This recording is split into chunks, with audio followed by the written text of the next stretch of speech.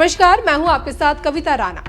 स्वामी अविमुक्तेश्वरानंद सरस्वती महाराज, आज के डेट में देखिए ये नाम हर किसी की जुबान पर है। महाकुंभ की शुरुआत को 40 दिन बीत चुके हैं और इन 40 दिनों तक स्वामी अविमुक्तेश्वर सरस्वती महाराज पूरे महाकुंभ में छाए रहे। इसके पीछे की सबसे बड़ी वजह योगी सरकार की नाकामियों को उजागर करना। महाकुंभ की शुरुआत से पहले देखिए स्वामी अविमुक्तेश्वर सरस्वती महाराज ने त्रिवेणी के जल पर सवाल उठाए थे। आपको याद होगा, आरोप ये लगाया था कि महाकुंभ का जल आचमन और स्नान करने के लायक है ही नहीं। फिर जब मौनी अमावस्या पर भगदड़ मची, उसे लेकर अविमुक्तेश्वर सरस्वती ने योगी सरकार को सवालों के कटघरे में भी खड़ा कर दिया।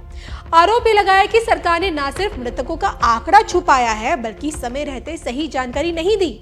मुख्यमंत्री पर छल करने का गंभीर आरोप लगाया। खुलकर कहा कि आप अपना किया इन्हें भोगना पड़ेगा और 27 में योगी को नहीं जिताएंगे। और अब जब देखिए बंगाल के सीएम ममता बनर्जी ने महाकुंभ को मृत्यु कुंभ बताया, तो उसका समर्थन करते हुए स्वामी अविमुक्तेश्वर सरस्वती साफ नजर आए।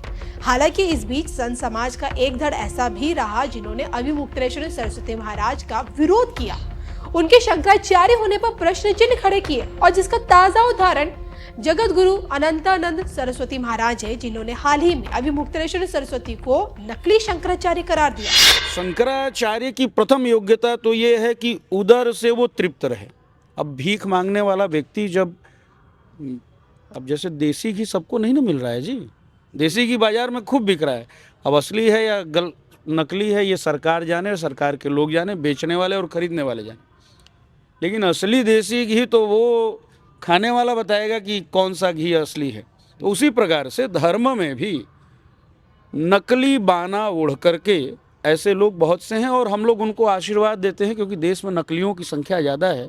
तो नकली से नकली ही लड़े, और टीवी और अखबार में नकली आए और समाज में कुछ अच्छा कर सकते हैं तो करें। हमारे यहाँ तो रावण द्वारा स्तुत्य जो है शिवतांडव का पाठ सभी लोग करते हैं जी। तो हमारे यहाँ रावण जैसे राक्षस के द्वारा रचित जब अच्छा कोई चीज़ है तो उसको लिया गया है, तो नकलियों के द्वारा भी अगर कुछ अच्छा है तो लिया जाएगा। तो ये जो शंकराचार्य का पद है वह मूलतः तृप्त व्यक्तियों के लिए है, अतृप्त आत्माओं का पद नहीं है। विरक्तता का है, तपस्वियों का है, त्यागियों का है, तितिक्षुओं का है। उसमें भोग, ऐश्वर्य और लौकिकता का लेश मात्र भी प्रदर्शन नहीं होना चाहिए। तो जो आप टीवी पर देखते हैं वस्तुतः उसमें 99% हमारे दृष्टिकोण से आपकी भाषा में फर्जी। अच्छा, एक शंकराचार्य बड़ा ही वायरल रहे महाकुंभ के दौरान। आप देखो मीडिया के लोग हमारे शंकराचार्य शब्द को लांछित मत करिए। वो अविमुक्तेश्वरानंद जी एक संत हैं और उनका संतत्व भी वो शास्त्र शब्द बहुत बोलते हैं। किसी व्यक्ति विशेष की बात नहीं करके मैं ये कहना चाहता हूँ, शास्त्र कहना, क्या शास्त्र हमारे जीवन में है? आपके शरीर पर लट्ठ पड़ गया, लाठियों से पीटा अखिलेश यादव जी ने, उनकी पुलिस ने, तो लाठियों से पीटने के बाद आपने पुनः अपना शोधन किया क्या शरीर का? अगर नहीं किया तो आप तो साधु वृत्ति में हैं या नहीं, वो भी शास्त्र के अनुसार जरा बताएं। तो आप मीडिया के लोग किसी को भी कोई भी शब्द जोड़कर बोलते हैं, यह गलत है। नहीं, वो खुद को बताते हैं ना कि शंकराचार्य लिखते भी हैं, बड़े पोस्टर लगे हुए हैं। वो पौंड्रिक तो ऐसा हमारे यहाँ बहुत हुआ है। उनके गुरु ही जिंदगी भर केस लड़ते हुए चले गए, सुप्रीम कोर्ट ने उनके ऊपर स्टे दे रखा है।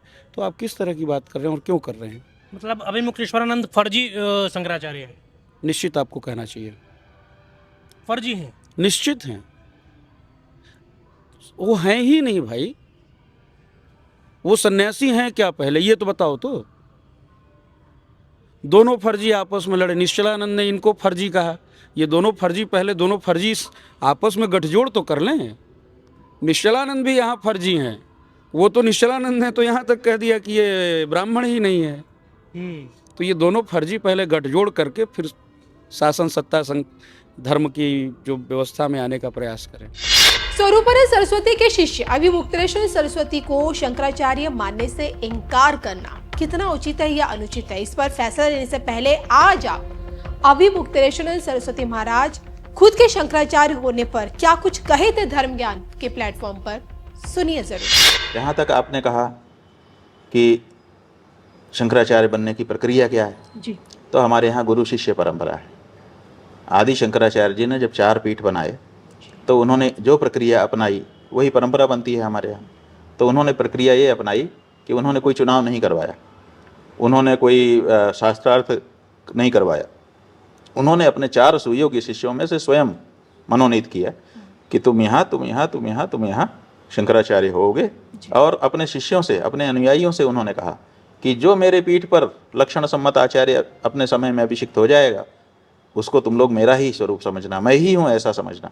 इसीलिए जो शंकराचार्य को मानने वाले लोग हैं, इन पीठों पर जो उनके शिष्य परंपरा से बैठते हैं उनको कहते हैं शंकराचार्य जी हैं। शंकराचार्य जी तो तब थे 2500 साल पहले, अभी भी इसीलिए कहते हैं क्योंकि शंकराचार्य जी ने ही कह दिया था कि मैं ही हूँ ऐसा समझ करके व्यवहार करना। तो आज भी शंकराचार्य उनको समझा जाता है। तो शुचि, जितेंद्रिय, वेद वेदांग विशारद, सभी शास्त्रों में समन्वय स्थापित करने की क्षमता रखने वाला जो दंडी सन्यासी है वो शंकराचार्य के पद का अधिकारी होता है। इसका निर्णय जो रिमेनिंग शंकराचार्य माने पीठासीन शंकराचार्य होते हैं वो करते हैं कि मेरे पीठ पर अगला शंकराचार्य कौन होगा।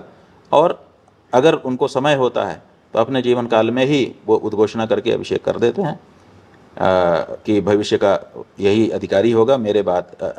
अपने रहते तो कर नहीं सकते जी, क्योंकि एक आचार्य के अंत में ही दूसरा आचार्य आता है।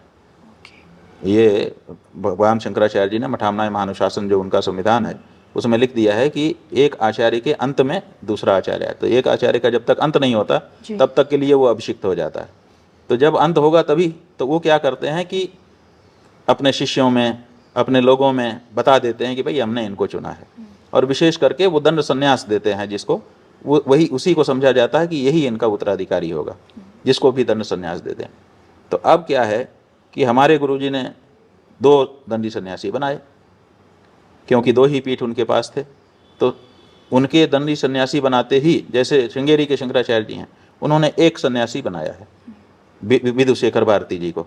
तो सब जानते हैं कि जब उनका शरीर पूरा हो जाएगा तो ये शंकराचार्य हो जाएंगे जी। उसी तरह से हमारे गुरुजी ने 2 सन्यासी बनाए थे क्योंकि उनके पास 2 पीठ थे।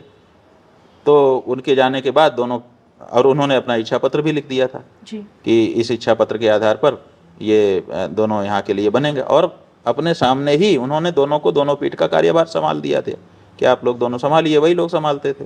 और उन्होंने श्रृंगेरी के शंकराचार्य जी से कह भी दिया था कि जब मेरा शरीर पूरा हो जाए तो मैंने इन दोनों को चुना है। हम दोनों को लेकर के गए थे वो बेंगलोर, और श्रृंगेरी के शंकराचार्य जी से मिलाया था कि ये दोनों हैं, आप इनसे बात कर लीजिए, अगर संतुष्ट हैं तो हमारे बाद इनका अभिषेक आप कर दीजिएगा। तो उन्होंने 2007 में ही हम लोगों को बेंगलोर में ले जा करके वहाँ वेदांत भारती संस्था के द्वारा कार्यक्रम किया गया था, उसमें मिला दिया था, मिला करके उनको बता दिया था।